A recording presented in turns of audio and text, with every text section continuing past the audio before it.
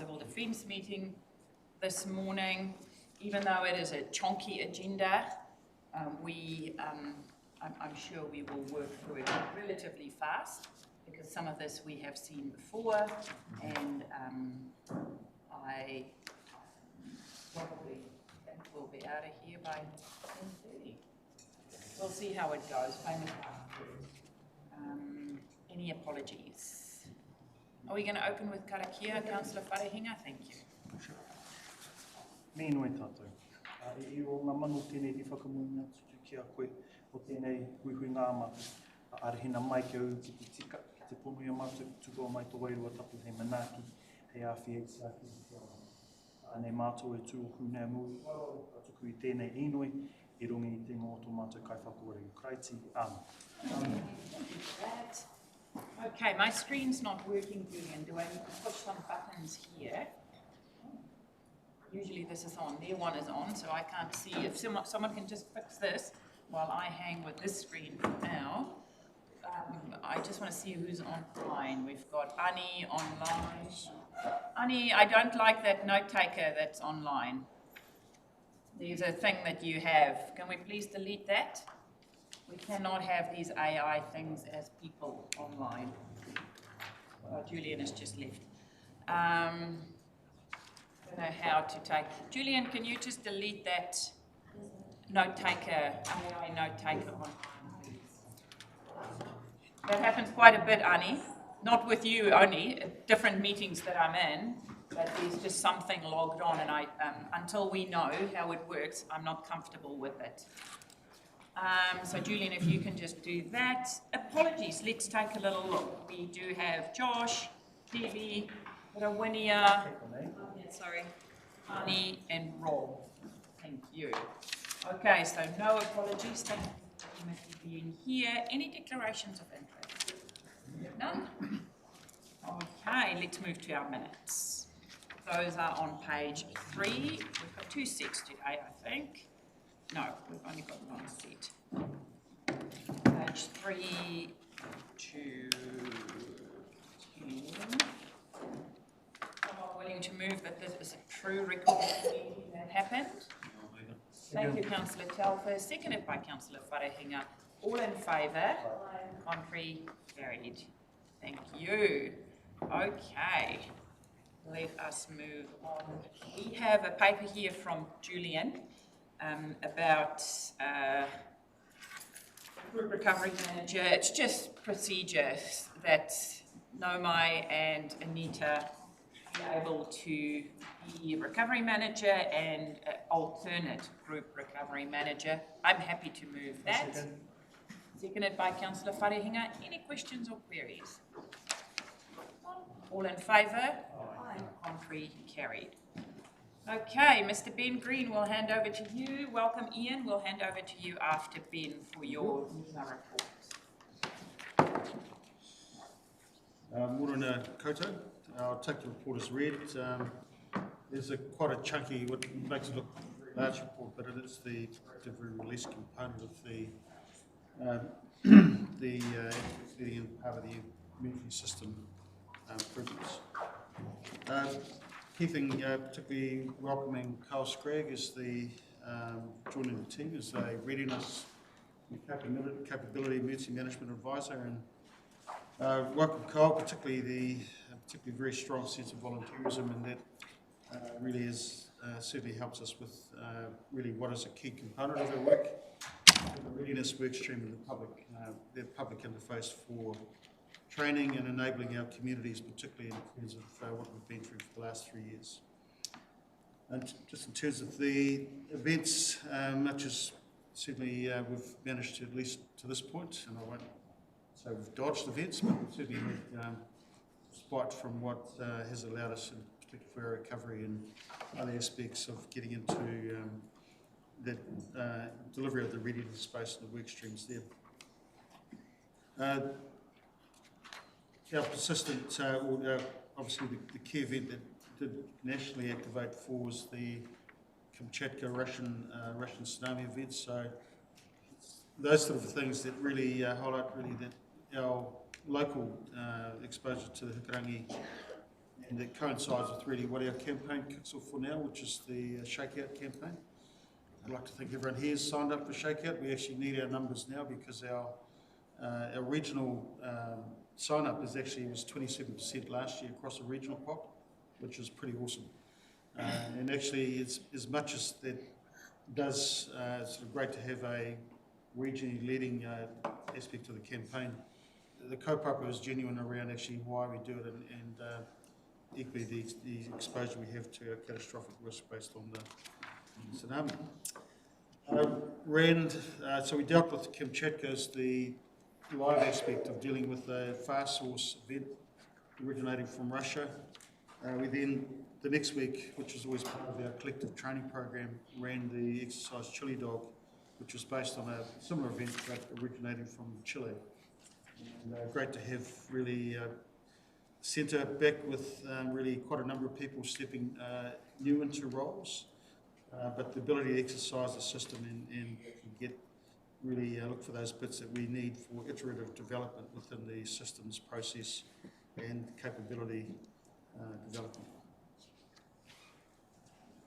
Just with the group plan on page 19, we have just confirmed yesterday the date for the 3rd of October, which is a Friday, to run the workshop for that. That really is a key component as to how we form and develop the group plan. So it looks at our hazards and risks.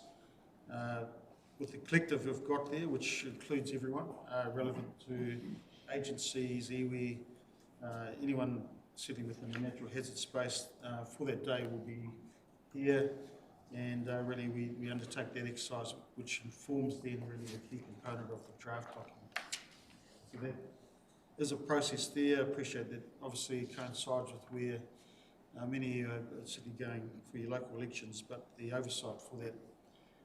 The group plan's a key document for me. It really will effectively be the purchase order from CDEM for the next 5 years.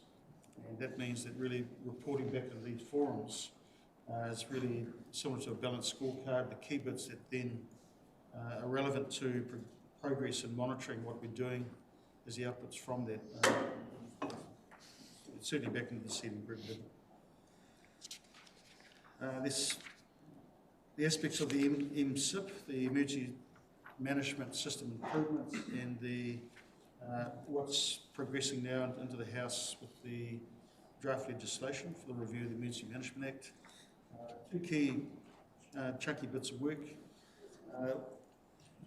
The Emergency System Improvements, I do sit on a national governance board that deals with the operational systems component, so it's really quite audacious in terms of really looking to develop a system that connects to all of government. It's 72 agencies, but you've got a vertically integrated aspect of really how we connect the national system right down to effectively grassroots regions. So I think we're fortunate that what we do have, at least in terms of our tools and what we use to collate and analyse data, are probably nationally leading in terms of the way we drive it here.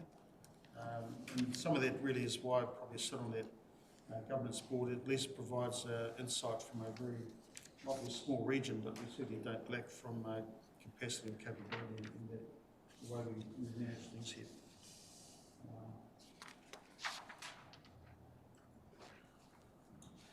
Key piece of work also, which just I'll talk to page 20, is the really NEMA's role as the steward for the system, and particularly with the focus on te tiriti aspects of the partnership components. So attending the national wānanga with iwi, with agency representatives, particularly with an iwi lens across it, was really looking at the integration component within the national system improvements, and particularly with the Te Ao Māori and the iwi Māori component of presentation there. So great to be there with the director from Tromp-Nui, with Whiti Tumutumu, and really providing at least a regional context. And I would really sort of take heart in the fact that a lot of what we're doing here in that piece is actually probably aspirational for some to at least replicate but I think we've got the opportunity to build on and develop really a very even tighter aspect of how we roll and how we do things, particularly our critical difference, if you look at the 16 CDEM groups, is that we directly, out of pure the necessity to actually activate our communities. The hapu groups, community groups in the farming hinterland, they are the heart of our system. And, yeah, so it was a good hui facilitated by Kiritapu Allen in her capacity as now consultant, but having dealt with her role within the iwi chairs and obviously NEMA being present as the agency overseeing the event. The final one really our new websites, which we have very much under build at the moment, and we're looking to hopefully have the rollout for that will coincide with the National Shakeout Day on 30th of October. Any questions relevant to those points? Gregory. Thank you. I was just wondering about that website. Has that come about because the national NEMO website that councils used to feed into has been disestablished? Or?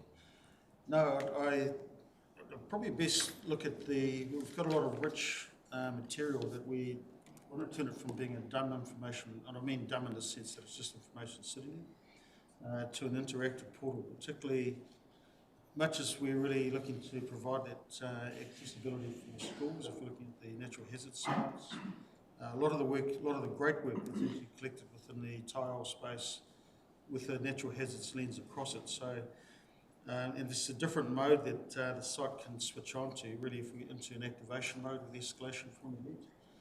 It's got the ability to handle the traffic through there, but really all the source of truth feeds that come into that provides really a single point of access for that. So do you imagine that in an emergency that's where people would go to? Well, that's a challenge really. People just don't go to one. So Facebook's that's a generational user group that goes into.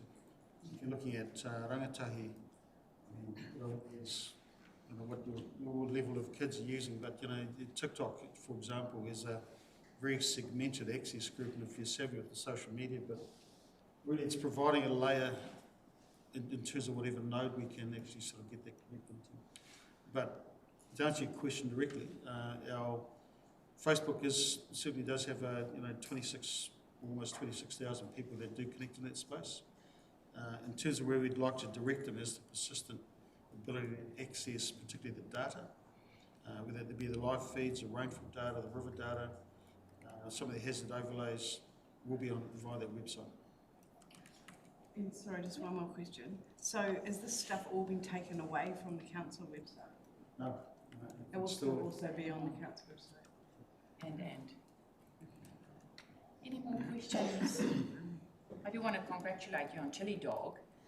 I could see the times when I popped in there that the community in Lytton West were thinking, what on earth is going on? Because all the emergency, the ambulance, fire, civil defence, everyone was parked up for the whole day, and it was such a success. So congratulations from this committee. Okay, where are we? What page are we on? Principal Scientist Update, page 21. 21. Dr. Murray. Yes, kia ora everybody from sunny Wellington. Again, I will take my business as being essentially red. I think the truth is that Murray, you'll need to sit closer to your microphone. We can't hear you. And speak outside voice. okay, Better. can you hear me now? Yep, it's better, but keep it up. Okay, fine. I don't want to really yell because I'm in a slightly public space in the Wellington Regional Council office, so that's all right. Look into your microphone, Murray. Anyway, going through the first part of it was in Big 3, there was a government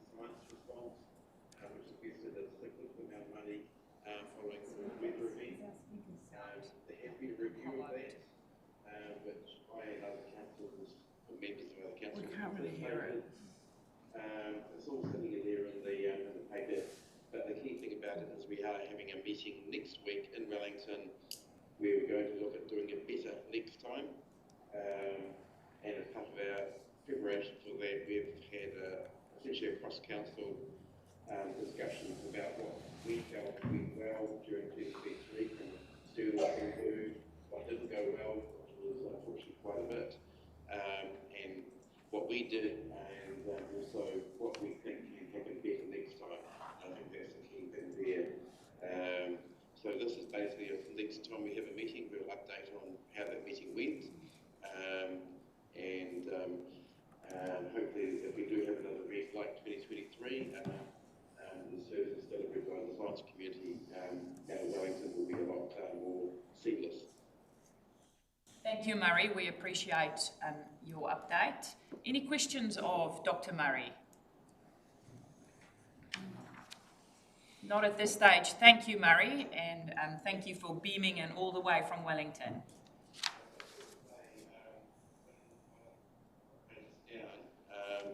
Which is a new flood warning system which the Devesh has developed. We do have a video which hopefully our team up there can actually show to you, which actually demonstrates how that works. I did provide this, does that work? So hopefully it does, but if yes. not, it can be shared. Okay, I'll talk over it. Essentially, now we have populated our system with the rain gauges from our adjacent regions, so we get a far better heads up about what's going on. This is just looking under our small event. Since the video here, we've added more about plenty to the system, and so that means that next time we have a system, a severe weather event, we'll be far better prepared and have a far better intelligent view of the system than what we have had available up to now. And that's it from me. Thank you. And thank you, Devesh, as well, for putting that together. Ben? I'd just like to highlight the work, particularly that our GDC team, the flood and river, and what has now produced that tool is actually recognised as being probably sort of quite a good benchmark for where others aspire to be. And really that tool, if you put it into the emergency context of what and how we use these sets, is excellent. We're well served by what we have as a legacy system. This certainly future-proofs us and is indicative of really what the integration of operational systems in a national context should be developed along. So, shout out for that team and see with the support for that. Any questions from Ben or Dr. Murray? Quite straightforward. There's a question from Ani. Thank you, Ani. Morning everybody. Thank you, Dr. Murray, for that report and for your report thus far. That landslide map that showed all it's pretty scary, where all the landslides are current or have been. Does that feed into like to our own team and others who are involved with keeping the network open when we have a critical response that needs responding to, like for the future sector? Not directly at this stage. What happens after an event is there is a huge amount of immediate intelligence gathering, which then does directly feed in, and a good example would be the Mangahuni Gorge, even though that's not our road. Both ourselves and GNF in particular put a considerable amount of effort into that event following Gabriel for several weeks, including dam breaches and things like that. So that's a slightly different part of it. This is really informing the future part. Where it is hurtful and where it does relate to roading is what we're seeing at the moment is that there is a phenomenal amount of sediment influx in pretty much all of our rivers, which actually is having an ongoing effect on all of our roads. So we're utilising this, plus the other critical thing of information we use all the time is the two LiDAR data sets we have. With that, we can actually see where these forces of gravity are coming down the Guardrail or the Wangahoro and the other rivers, and really assisting with what these goes and the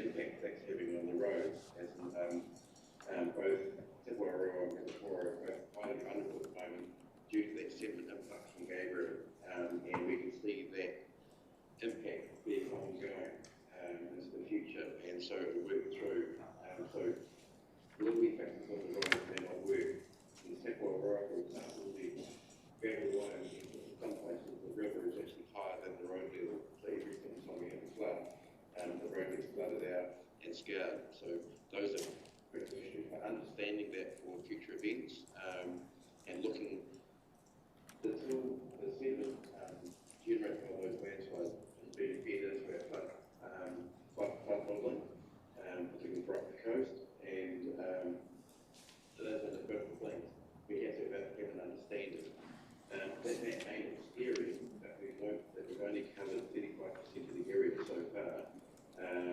So I would anticipate that by the time we're finished, we'll actually have a comprehensive view of the number of landslides, which I expect to be over 250,000 from those events, but also the relationship between those landslides and land use and the generation of woody debris. We can already see that a high proportion of landslides is being generated in forested areas, and a lot of those being generated from landings and roadways, and also farm tracks, as well as sort of pasture and in forests. One of the critical things we're seeing is that some forests, which are mature trees, they've lost up to 50% of the trees due to landslide. And not just the sediment load from that, but the woody debris load going forward is going to be quite phenomenal. It'll take more than what the woody debris task force has to actually get that, clear that material.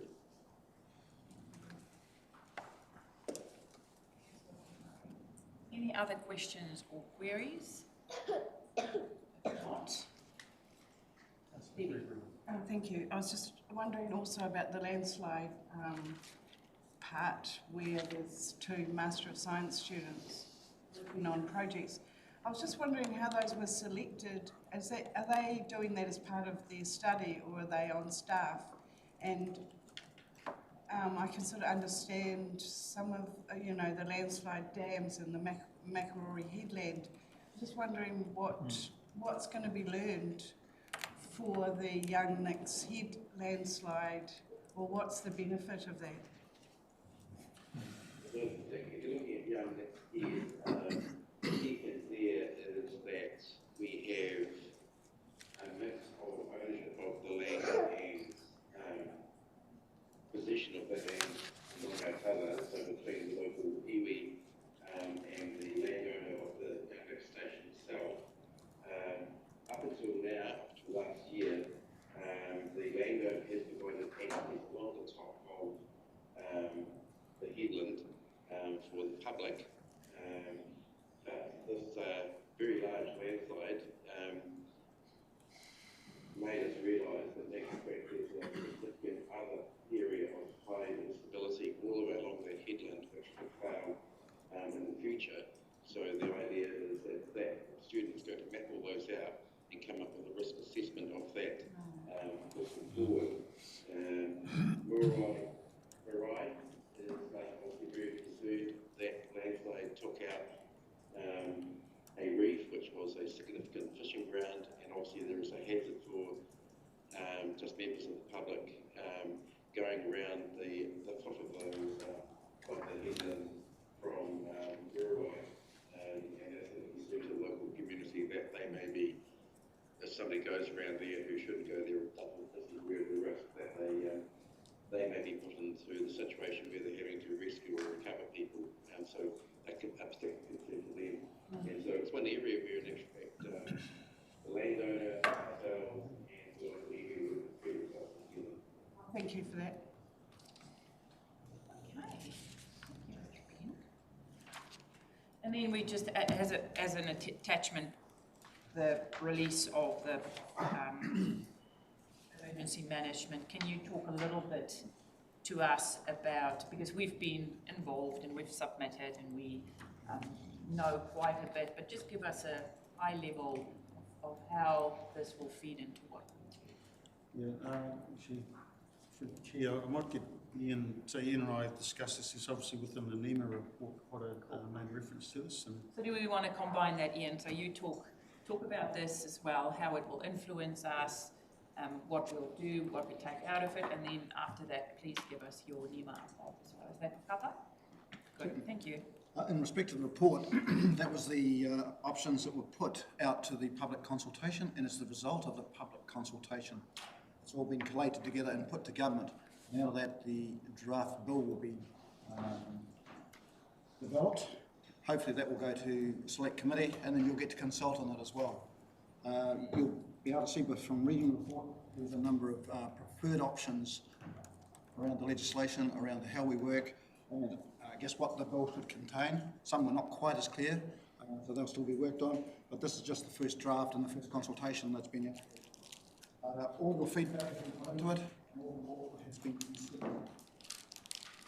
In respect to that, once the bill is drafted, we'll go to you for a consultation and actually have a look at how your feedback has actually been incorporated into the bill. In respect to my report, I'll take that as read. As you can see, there's a lot of work going on. There is the bill, there's the MSIP and also the ESOS, the system improvement and the systems operating improvements. So they're all going side by side. Now, a lot of those are dependent on the change in legislation, which is once again influenced by this released paper. If that's passed, that will have an impact on the bill and actually the operational systems that are changed.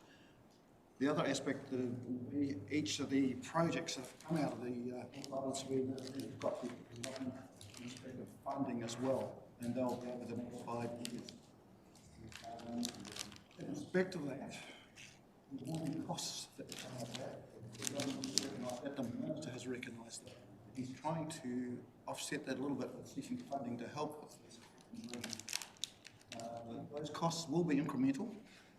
They'll take over 5 years to come in, but it's also, when you look at it, every dollar you spend will save you $4 in the long term in respect of how you recover and the response aspects that are there. And that's based on, I guess, international work and international assessments of all other money that has been spent. Also at the same time though, that's sitting with this, we're also reviewing section 33. We've notified the group managers, Nadine, as CEO, received it, and also your finance officers. That's looking at how or what we should fund in respect of events and how it should be paid back to you and the timeframes that sits. That's only just started. As you'll appreciate, that's quite a big undertaking, and there will be workshops on that and further. On the 6th of November, we're running the second national exercise on space weather. This one will involve the groups as well, so there's a number of groups playing in. At this stage, I'm not entirely sure how Tairāwhiti will play in this. If you will play in it, that's up to you, but we can actually help you develop that.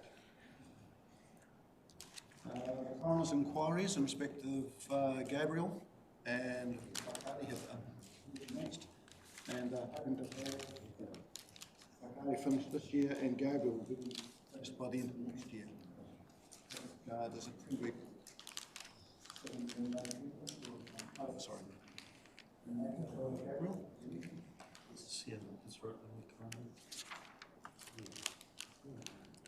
The other aspect I can give you a heads up on, there will be a national warning system test on the 11th of September at 2 p.m.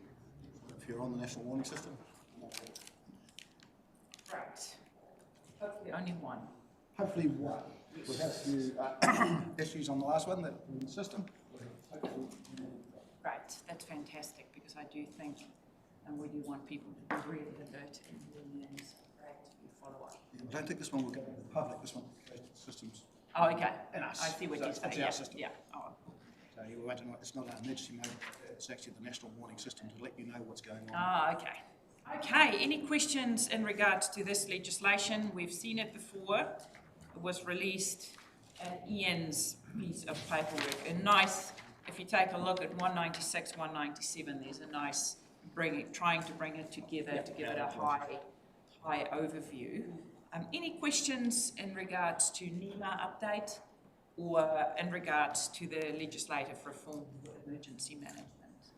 Relatively straightforward stuff happening. Actually, one other aspect I can add to you, you're aware we have the MOU with Starlink. Yes. We are now trialling that actually at the moment within New Zealand. Northland Group's trialling it from America. community, Canterbury and Finns. Once that's passed, we'll then roll it out to the group starting from the top, coming down. The only problem with it, if you wish to go to your communities, the council on its own right will have to pick up that contract. We won't have the ability to do that. We'll have the ability to pick up contracts with the council. If you want your communities to have it, you will have to enter contracts on that aspect, on that right for us. I want to ask a very interesting question, which a lot of people have asked of me before. Now that we have the Vodafone, who does the Starlink, you can, do we find that there's a bit of public relief that they do have that ability with their phone now, even if it's out, there is still that satellite option. It might only be a text at this stage, but do you find that there's a little bit less anxiety around the loss of connectivity for businesses and more the social aspect of it for people, where people felt really isolated and anxious because of that, and now there's a very good chance that you don't need a Starlink because one, which used to be Vodafone, now have that satellite connectivity? I'm not actually sure. I would imagine there is, but there has actually been no study so far on that aspect. I guess the other thing we've got to bear in mind is that this is only one system, and as we know in events, it will be quickly Overloaded. And also just saying about one system, because I did ask this of the Vodafone people, even in emergencies, they can allow anyone onto their system. So you might only be able to send the odd text, but there is some capability there that can complement the Starlink. That's what I'm trying to say. Correct, yeah, and Yeah, you're we right. won't be leaning just on the Starlink capability of this. I guess the good thing about it will actually encourage the other providers to Yes, join yes. the system as well. Through the chair. It's quite a key part of the development of the group. So critical lifelines and utilities providers particularly being part of that as well. We've got, without an emergency, black spots already. The only limitation with the satellite-based text system, we've got to have a phone that's compatible to do that. But equally, and even with Starlink, where people probably assume that it solved all the communication issues, we're going to have a global outage with Starlink. With the May Space Weather event last year, there were 44 Starlink satellites that were decommissioned as a result of that solar flare. So equally, what our focus is really, we've got beyond triple layer redundancy is really looking at the number of backups, and right down to using really a developed in region text-based system running on an own separate grid. And we'll be rolling that out. I cannot endorse Ben's comment more. The more systems you've got in place and the more resilience you've got in place, the better you can. Absolutely, so that is fantastic. Hey, thank you, Ben, for your paper. Thank you, Ian, for leaning in for the NEMA report. Any questions on Ben's paper? Lovely update on everything you're doing. Keep up the great work, and we hope that everyone will join us for our October hide and seek duck cover and hold. Duck cover and hold. So make sure you sign up. Our organisation will sign up. I'm happy to move the paper. Seconded by Councillor Gregory. All in favour? 1-3 carried. Thank you, Ben. Before we move on to Nomai, I forgot right in the beginning to welcome the lovely Damien from Northland. Damien, thank you for being with us today. Damien is the group manager at Northland, and he's here working alongside, seeing what we do and how we do it. So thank you for being here with us. And then I do want to give a little bouquet of love to our lovely Anita. Anita, thank you. I went so quickly through the first paper where we were saying you are handing over to Nomai. I forgot to acknowledge the huge load you carried right from before Cyclone Gabrielle and all the way up to handing over to Nomai. So on behalf of this committee, but also on behalf of Council, a huge thank you to you for the way you've done your work, always ready, always prepared, and such a delight to work with. So I just wanted to put our hands together to thank you. And with that, I'm saying best of luck, Nomai. I'm handing over to you. You going to join us at the table now, Mike? Grab another chair. Oh, just sit here next to me. I'm mindful we've seen this. That all the sitting councillors have seen this request. So I thought I might just check. Do you want to just go through any other questions since we last presented to you? I just think we need to make clear the reason why it isn't here, just that it is part of this committee. You know what I'm trying to say? It was, we asked for an update, that's why it was pulled forward. But this is the place where it will usually sit. So we've had an update at our last council meeting, so this is just to get it into the position it's supposed to be in. But the floor is always open to any questions or queries, and also if you have anything that you want to ask about recovery or anything that we're doing, always feel free to reach out to Nomai. She's more than happy to have a quick chat or to talk to you. Especially now I know what I'm talking about. Especially now you know what you're talking about. But yes, no, I wasn't expecting any questions because we did cover this at our last meeting, but we just wanted to make sure it's in the right agenda. I was just a bit confused in the overview. The Cyclone Recovery Unit has been disestablished. But we still have a Cyclone Recovery Manager. Can you just explain what's going on there? Sure. So the reference to that unit is the Crown entity. I see. Yes. And so that entity was pulled together following the North Island weather events. That entity no longer exists. Those officials have all dispersed. However, the investment that came from the Crown now sits with the Department of Internal Affairs. So we work with them there. We're fortunate that there are 2 officials that have transferred from that previous entity into Department of Internal Affairs, so we've still got that strong relationship there.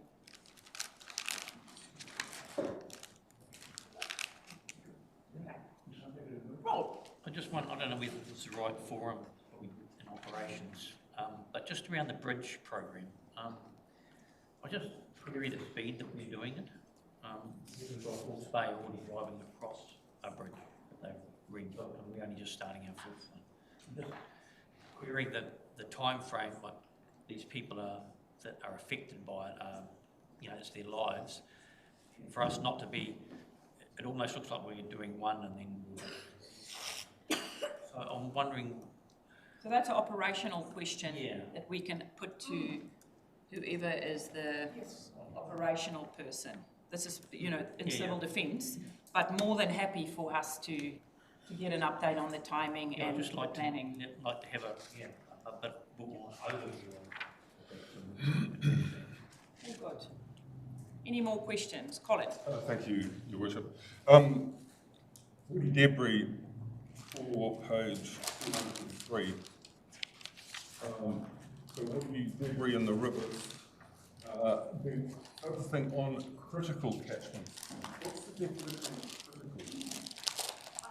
I'm just going to invite Rod, who's online, to answer your question there. So Rod looks after that program. Hi Rod, so we're just asking, Colin asked, how do you classify a catchment as a critical catchment? We would assume those were the ones that the most would come down, but how do you classify those? There would be a structure around it. Thank you. So through the chair, we've created a prioritisation framework that prioritises removing of debris based on life, infrastructure, property, community, and outcomes of the community. So, and it also contributes how much volume is in those as well has an effect. So that's been done for all of our catchment rivers outside of the forest scape, and it is also done across behind the forest gates where we're looking at potential and future risk of woody debris across our region. Second question, do you prioritise those critical rivers, and if so, which is your top priority? So prioritisation is the 2 top ones are the Waimata and the Te Aroa. And then it comes down a whole lot more around that. And we also take into consideration when we use infrastructure, also take state, like this, main roads for NZTA bridges as well that could be washed out. I think you know where I'm heading, Rod, with this, but and I'm trying not to get into operations, but is it not our most critical risk, the pipeline on the Tiarai River that was washed out by large trees, that is still at risk of being washed out by large trees? Is that not our most critical risk, and why aren't we doing more about it? So it is our critical risk. As I said, the Tiarai River, which has been in catchments, which has had a huge amount of work done on that. You'll see from probably where the waterworks right down, and they're just actually finishing around the Marae now area. That whole catchment has a significant amount of work done. That's outside of the forest gate. We are now working with FEL, Duke and the Show, on behind the forest gate, which needs a whole lot more legislation. And we've only, council has just signed a contract with EPI for funding to help us work and contribute to those areas that are the future risk. So we're focused on removing the risk that was in those catchments. Now we are moving to future risk, and we are up in the TRI tomorrow with forest companies looking at how we can move forward. And you're right, it is the most critical risk, and that's why it's got the prioritisation now that we have funding to work behind the forest gate. Last question, can you give us a date when that... No, this is not an operational meeting, this is a civil defence meeting, so we can take that up when there is time, and once they've had those meetings and catch-ups. Any more questions in regards to civil defence and the recovery update? I'm going to move the noting of this report. Good. No, Mai, and every civil defence meeting you will come to us and update us on where things are at. And thank you for having Rod online as well to give us a little bit more detail. Ani. Thank you. I'm not sure, just a question, there's something in my head, I'm not sure where, but kia ora, Naima, thank you for your report. So, just in regards to recovery and going forward, like, one thing I'm getting there is that we used to have once in a 100-year storms, and then now we have those sort of every couple of months. My concern is around the recovery. We've learned a lot from this last episode of the cyclones and everything, but going forward, there's no level of urgency for calling a state of emergency or whatever is the bar is higher. I guess what I'm thinking about is in the future when we have significant weather events, at what point do they become an emergency? When they're actually becoming more frequent,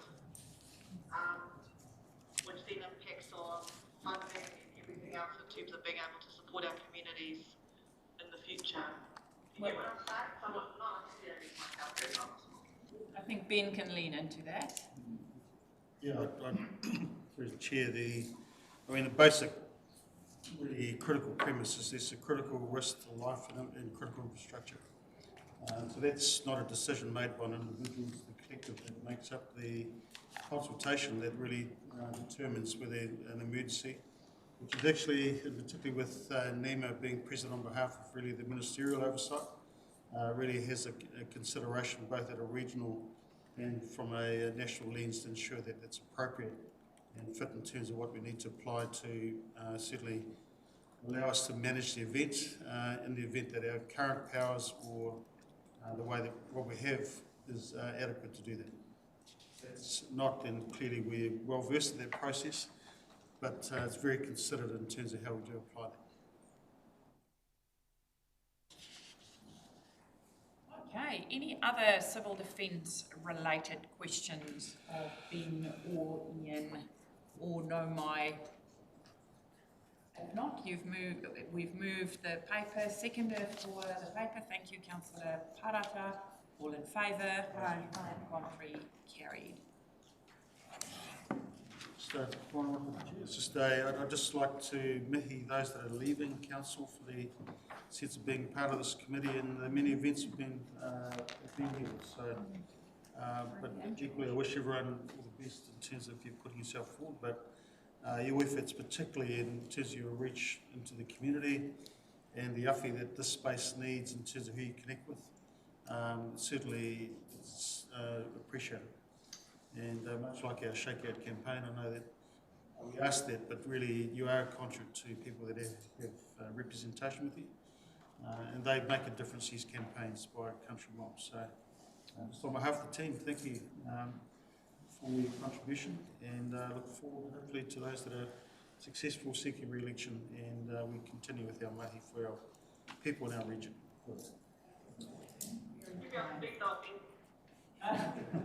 Okay, well, this brings us to the end of our Civil Defence Hui. Thank you very much for everyone who attended today, and we'll see you next time. Thank you, Ian.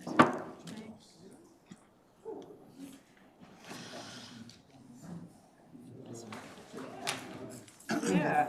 Seeking re-election. Only Andrew. Good luck. Oh, it's